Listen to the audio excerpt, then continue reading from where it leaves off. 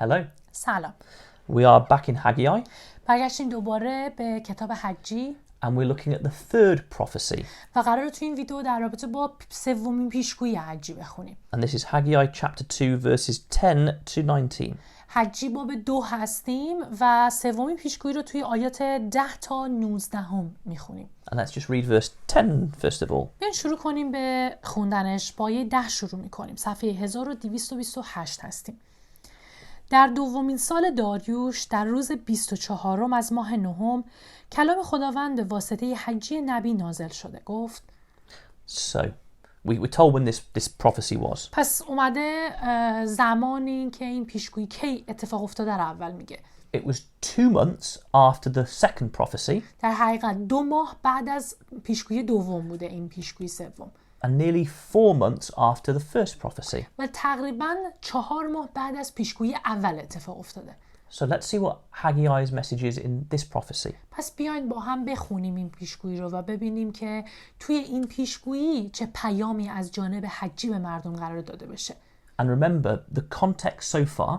و تا اینجا یادتون باشه که مقدمه این داستان چی بود کلاً. We saw that the first prophecy God was telling the people off because they had not been building his house. توی اولین پیشگویی دیدیم که چطور خدا به مردم گوشزد کرد به خاطر اینکه مردم کار ساخت معبد رو عقب انداخته بودن و بهشون گفته بود باید این کار رو شروع کنن. They'd been using excuses why they didn't build his house and instead they were building their own houses. دلیل و بهونه آورده بودن و کار ساخت معبد خدا رو کنار گذاشته بودن و به جاش خودشون رو مشغول ساخت و ساز خونه‌های خودشون کرده بودن. And because of that, God had punished them with bad harvests and droughts, etc., to try and make them see they were doing wrong and bring them back. و به خاطر کاری هم که مردم کردن و به خاطر تنبلیشون و اینکه کار ساخت معبد خدا رو کنار گذاشته بودن، خدا هم مجازاتشون کرد، قحطی و خشکسالی و مشکلات دیگه براشون به وجود آورد تا اینطوری ببینن که چه اشتباهی کردن و درس بگیرن حداقل. But the people hadn't learnt that. ولی مردم خب درس نگرفتن، متوجه مشکلشون نشدن. And that was the reason for the first prophecy to say, this is why this has been happening, so start building. واسه همینم پیشگویی اول انجام شد و کلام خدا برای اولین بار به مردم گفته شد و بهشون گفتش که دست بردارید، دیگه اینطور زندگی نکنید. And then they started to build finally. و بعد از اون پیشگویی اول بود که مردم تازه شروع کردن خونه خدا رو بسازن. So now we go to nearly 4 months later. حالا الان 4 ماه بعد از اون قضیه هستیم. And the prophecy starts with a question in verses 11 and 12. پیشگویی سوم با یه سوالی شروع میشه توی آیات 11 و 12. خداوند لشکرها چنین میفرماید: از کاهنان درباره شریعت پرسیده بگویید اگر کسی گوشت مقدس را در دامن جامه خود حمل کند و آنگاه دامن جامه‌اش به نان، آش، شراب، روغن یا هر خوراک دیگری برخورد، آیا آن خوراک مقدس می شود؟ کاهنان پاسخ دادند خیر. Okay, so it's a question about the law of God, the Jewish law. سوالی که پرسیده شد بر طبق اون شریعتی که خدا اون موقع بهشون داده بود پرسیده میشه.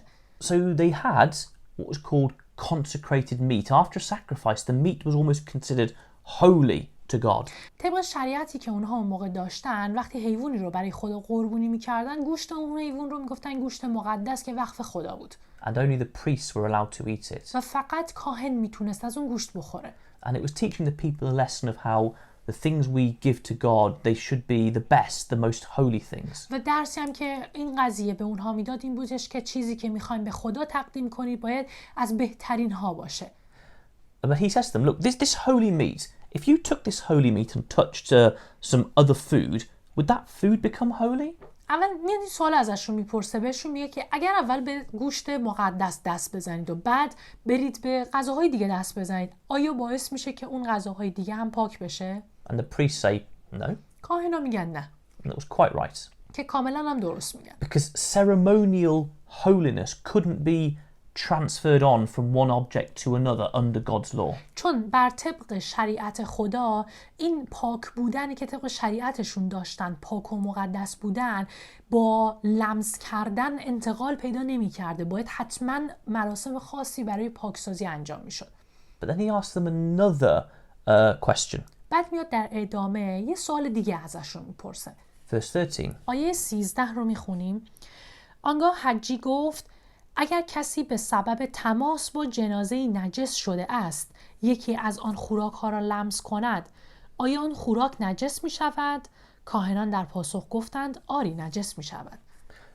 So he says, now let's think about ceremonial uncleanliness. حالا میاد توی سوال دوم بهشون میگه بیاین در رابطه با نجاست هایی که تو شریعتشون بود صحبت کنیم.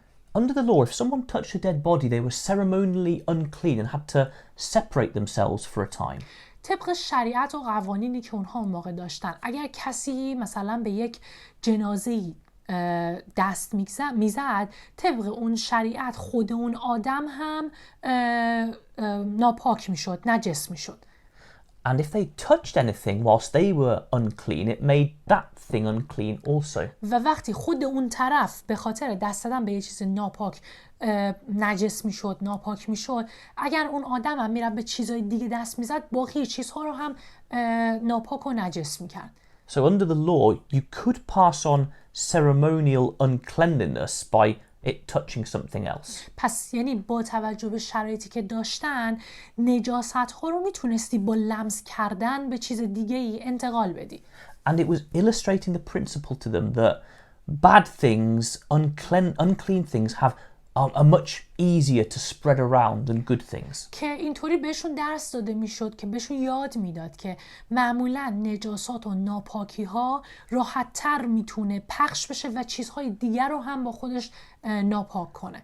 And that's true in everyday life. که همیشه هم این قضیه صدق میکنه. Imagine I've got germs and infection all over my hand. If I touch someone else, I transfer the dirt over and they can as well. That's how infections and diseases travel. فکر کن که بیماری داشته باشم، دستم کثیف باشه و بخوام برم چیزای دیگر رو لمس کنم. اون بیماری، اون میکروبی که من دارم، اون چیز کثیفی که دست من هست، با لمس کردن به چیزای دیگه هم انتقال پیدا میکنه و اون چیزم میتونه باز اون نجاست رو به چیز دیگه ای انتقال بده. But it doesn't work like that with clean things. ولی این قضیه در رابطه با چیز پاک صدق نمیکنه. Imagine I got something and I disinfected it and it was completely clean. فکر کن یه چیزی داشته باشیم که کاملا پاکش کردیم و هیچ کثیفی روش نیست، کاملا پاکه. If I went around and started touching infected things, it wouldn't make them clean, it would just become dirty itself. و اگر حالا بریم با این چیزی که تمیزش کردیم به چیزهای دیگه‌ای که کثیفن دست بزنیم، این رو با اون لمس کنیم، این چیز تمیز اون چیزهای نجس رو تمیز نمی‌کنه بلکه خودش هم کثیف میشه. It's the same principle that bad things, diseased things, unclean things spread much quicker and easier than good things. پس می‌بینیم که این قانون الان هم هستش، چیزی که کثیف، بده یا شامل بیماری هست خیلی راحت‌تر همه چیزهای دیگه سرایت پیدا می‌کنه. So why is Haggai asking this? پس حالا چرا اصلا حجی داره اینجا این سوالا رو میپرسه؟ The answer is in verse 14. جواب سوال تو آیه 14. آنگاه حجی در جواب گفت خداوند میفرماید این قوم نیز چنینند و این ملت نیز در نظر من بدین گونه‌اند و عمل دستهایشان جملگی چنین است. هر هدیه‌ای که بدانجا می آورند نجس است. So Haggai says, God through Haggai says, these people are like the unclean things. پس خدا از طریق حجی نبی به مردم میگه که این آدما هم دقیقاً مثل اون چیز نجسن. They are unclean, so whatever they do or whatever sacrifice they bring, their uncleanness has passed to that. و میگه که خودشون چون ناپاک و نجس هستن، هر چیزی که برای من میارن، هر قربونی که برای من میارن، اونها رو هم ناپاک میکنن و ناپاکی رو میارن سمت خونه من.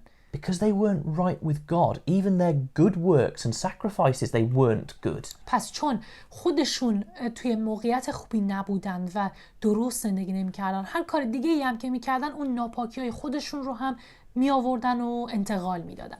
And it was because for so long they had not cared about God. They'd just been building their own houses.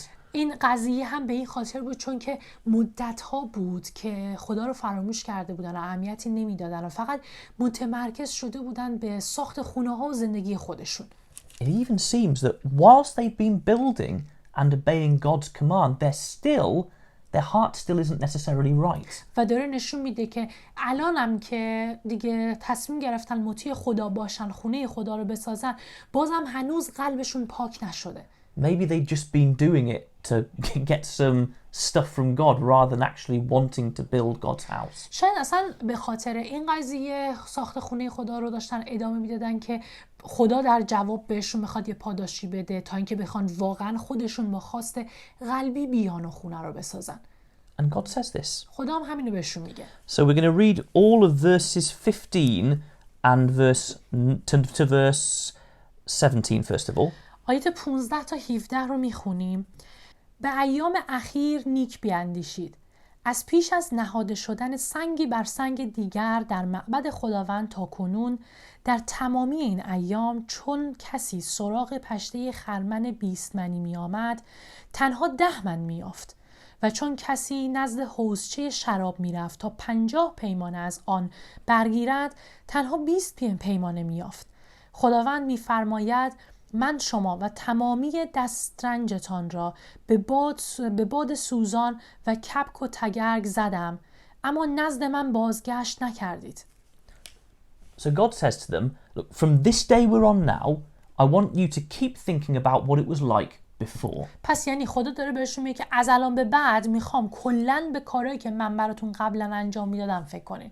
Never forget, always keep in your mind what it was like before. هیچ وقت یادتون نره. همیشه به یاد داشته باشین که قبلا شرایط چجوری بود. And he describes what it was like with the drought and the bad crops. و براش توضیح میده که قبلا چجوری بود، چه قحطی داشتن، خشکسالی داشتن و چیزی که میخواستن برداشت کنن کمتر از اون چیز انتظارشون بود. He says you thought you would get lots of crops, you got hardly anything. بهشون میگفتش که فکر میکردین قراره کلی برداشت کنین ولی به سختی یه مقدار محصول برداشت میکردین. He said that was because of me, because I was doing this to you to try and make you come back to me. به خاطر من بود. من این کار رو با شما کردم. این بلا رو سرتون آوردم تا کاری کنم که برگردین سمت خودم. But you didn't. ولی برنگشتین. So that's the first thing he says. He says, look, from this day on, just think what it was like when you didn't obey me. پس این اولین چیزی بود که خدا اینجا بهشون میگه. بهشون میگه از اینجا به بعد به قدیمتون فکر کنید که هر کاری کردم ولی شما از من اطاعت نکردید. And now verses 18 and 19. حالا آیات 18 و 19 رو میخونیم. به ایام اخیر نیک بیندیشید. آری از روز نهاده شدن پی خانه خداوند تا روز 24 ماه نهم را از نظر بگذرانید. آیا هنوز بذری در انبار هست؟ به راستی که درختان مو، انجیر و انار و زیتون هیچ میوه نداده اند ولی من از امروز شما را برکت خواهم داد.